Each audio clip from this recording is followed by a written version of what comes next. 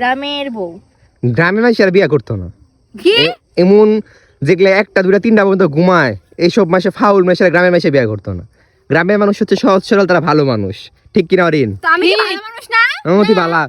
হ্যাঁ এই আমি একটা বুদ্ধি দিমু। বউ বউ হ্যাঁ ফারিন তোর সানগ্লাস।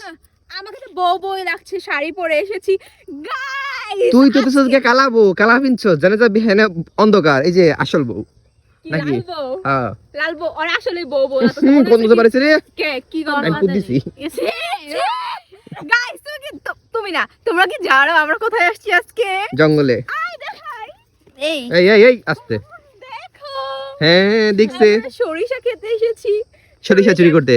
না, সরিষা কি চুরি করার জিনিস? অবশ্যই। সরিষা ক্ষেত ভ্রমণ করতে। এটা আমার জীবনের প্রথম যে আমি সরিষা খেতে আসছি, টিকটিক করতে আর ছবি তুলতে। খুবই ধন্য হলাম আমরা। হ্যাঁ কাশফুলে ধন্য হয়ে গেছে। হ্যাঁ ক্ষেতটা ধন্য হয়ে গেছে আমার আগমনে।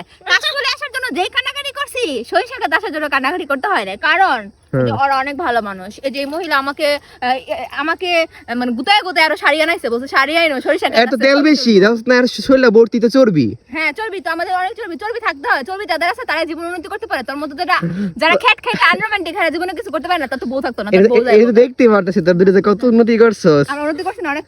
হ্যাঁ একজনে বস্তি পার্কে পুরান টিকটকার, আরেক নতুন লোক জুগাইছে, দুজন মিলা তারা টিকটকে এলেক্স মিম এলেক্স ফারিন। হ্যাঁ পরে কো রোহান আমি এলেক্স না। জি না বেশি বেশি